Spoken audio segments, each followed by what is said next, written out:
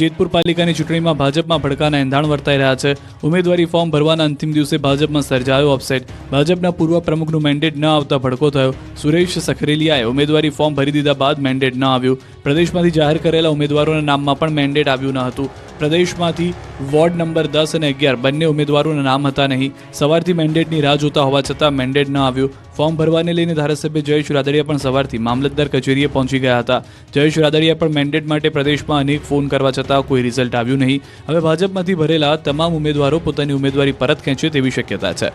આ તરફ રાજ્યમંત્રી બચુભાઈ ખાબડના વિધાનસભા વિસ્તાર દેવગઢ બારિયામાં ભાજપ ઉમેદવાર બદલાતા કાર્યકરોમાં રોષનો માહોલ છે. વોર્ડ નંબર 4 માંથી પૂર્વ શહેર પ્રમુખ નિમેશ જોશીના નામની જાહેરાત થઈ હતી અને મોડી રાત્રે ભાજપ દ્વારા નિમેશ જોશીના બદલે વિશાલ બાલવાણીના નામની જાહેરાત કરાતા રાજકીય માહોલ ગરમાયો છે.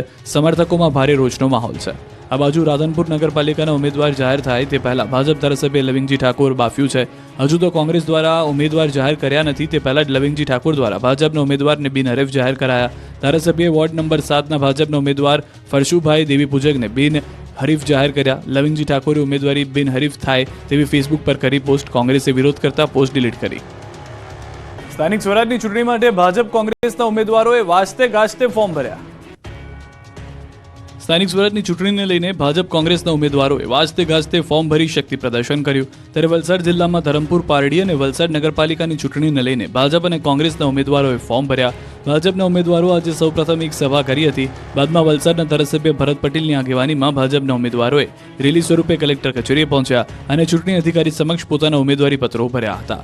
તો બહાર તાલુકા પંચાયતની પેટા ચૂંટણી માટે ઉમેદવારી ફોર્મ ભરાયા. કોંગ્રેસ અને ભાજપના ઉમેદવારોએ ફોર્મ ભર્યા. પીપોદરા બેઠક માટે ઉમેદવારી ફોર્મ ભરાયા. આ તરફ જેતપુર નગરપાલિકાની ચૂંટણીમાં ભાજપના ઉમેદવારોએ ભર્યા ફોર્મ. જેતપુર પાલિકામાં 11 વોર્ડ માટે 44 ઉમેદવારોએ ઉમેદવારી પત્ર ભર્યા. ઉમેદવારી પત્ર ભરતા સમયે ધારાસભ્ય જયેશ રહ્યા હાજર. ભાજપના બહોળી સંખ્યામાં કાર્યકરો ઉમટ્યા, શક્તિ પ્રદર્શન કર્યું. આ તરફ કાલોલ નગરપાલિકાની સામાન્ય ચૂંટણી માટે ભાજપના ઉમેદવારોએ ધારાસભ્યની ઉપસ્થિતિમાં વાજતે ગાજતે નામાંકન પત્ર જમા કરાવ્યું. તો ચોરવાડ નગરપાલિકા ચૂંટણી અંતર્ગત ભાજપ અને કોંગ્રેસના ઉમેદવારોએ ભર્યા ફોર્મ. એમએલએ વિમલ ચુડાસમાએ વોર્ડ નંબર 3માંથી ફોર્મ ભર્યું. એમએલએ વિમલ ચુડાસમાના પત્ની જલ્પાબેન ચુડાસમાએ વોર્ડ નંબર 4માંથી ફોર્મ ભર્યું હતું. જૂનાગઢથી કોંગ્રેસના પૂર્વ કોર્પોરેટર રઝાક હુસૈન હાલા એ આપમાંથી કરી છે ઉમેદવારી. કોંગ્રેસમાં ટિકિટ ન મળતા આપથી ઝંપલાવ્યું. બોટાદ નગરપાલિકાની મધ્યસ્થ ચૂંટણીને લઈને ભાજપના ઉમેદવારોએ ફોર્મ ભર્યા. શાંતિપૂર્ણ માહોલમાં ઉમેદવારોએ પોતાનું ઉમેદવારી પત્ર ભર્યું. બીજી તરફ વડોદરાના કરજણમાં નગરપાલિકાની ચૂંટણી પહેલા ભાજપમાં મોટું ભંગાણ થયું. નગરપાલિકાના વર્તમાન પ્રમુખ મીનાબા ચાવડા, ઉપપ્રમુખ ભરતસિંહ આટલિયા એ ભાજપને કર્યું અલવિદા. વર્તમાન નગરપાલિકાના સ્ટેન્ડિંગ કમિટીના ચેરમેન વનરાજસિંહ રાવલજી, વર્તમાન કાઉન્સિલર મોહમ્મદ સંધીનું પણ રાજીનામું. નગરપાલિકા સામાજિક ન્યાય સમિતિના વર્તમાન ચેરમેન પ્રકાશભાઈ પરમાર અને 10 વર્તમાન કોર્પોરેટરો આમ આદમી પાર્ટીમાં જોડાયા.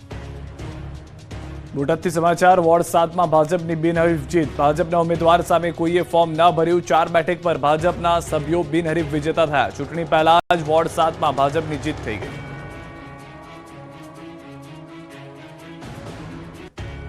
થરાદ જિલ્લો બનતા લોકોએ ખુશી વ્યક્ત કરી તો ધાનેરાના લોકોએ વિભાજનનો વિરોધ કર્યો.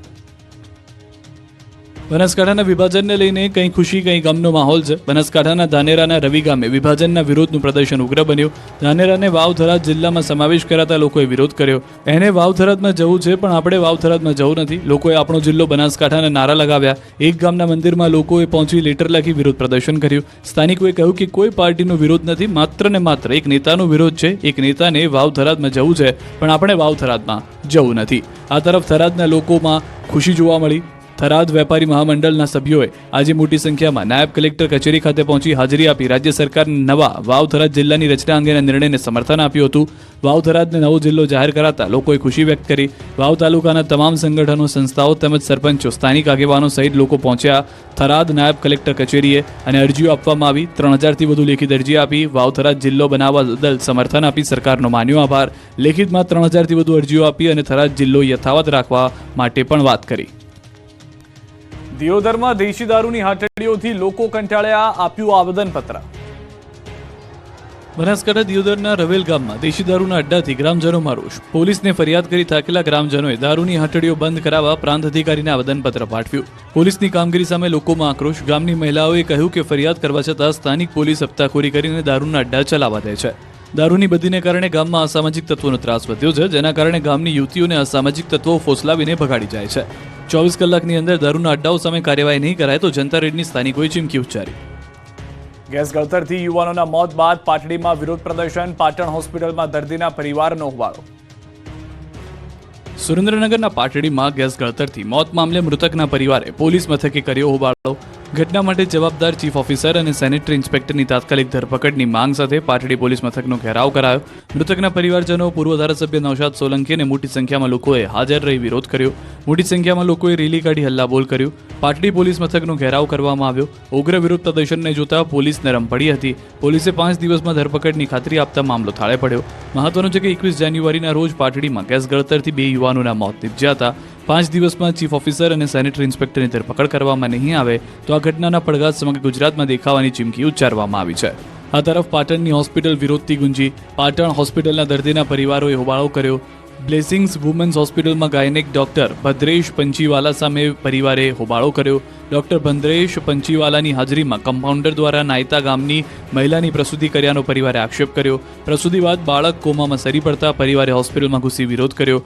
બાળક હાલ અમદાવાદની હોસ્પિટલમાં દાખલ કરાયું. જોકે સમગ્ર બાબતે મીડિયાના સવાલોનો યોગ્ય જવાબ આપવાને બદલે ડોક્ટર ભદ્રેશ પંચીવાલાએ ચાલતી પકડી. પાટણથી સમાચાર. રાજકોટ અને અમરેલીમાં પણ અકસ્માતની હારમાળા. તો 3 જગ્યાએ અકસ્માતની હારમાળા વચ્ચે રોડ પર ડીઝલની પણ નદીઓ વહી. પાટણના સાતલપુરમાં ગમખ્વાર અકસ્માત સર્જાયો. બામરોલી નજીક પૂરપાટ જતી કાર રોડની નીચે ઉતરી ગઈ. બેફામ સ્પીડમાં જતી કાર સાઈડમાં પલટી મારી રોડની નીચે ઉતરી જતા 7 લોકોની ઈજા પહોંચી હતી. 7 ઈજાગ્રસ્તોમાં 2 બાળકી અને 2 બાળકોનો પણ સમાવેશ થાય છે. જ્યારે અકસ્માતમાં મહિલા અને પુરુષનું મોત થયું. કચ્છના ચુડવા ગામના કુરેજા પરિવારને નડ્યો અકસ્માત. ઈજાગ્રસ્તોને રાધનપુર અને ધારપુર હોસ્પિટલ રિફર કરાયા. ઈજાગ્રસ્તમાં મહિલા અને બાળકની હાલત ગંભીર છે. કુરેજા પરિવાર કચ્છથી ઉનાવા દરગાહ જતા હતા. તે દરમિયાન બની ઘટના. ચાલકે સ્ટીયરિંગ પરથી કાબુ ગુમાવતા કાર પલટી મારી ગઈ હતી, જેથી રોડ પર ટ્રાફિક જામ થયો હતો.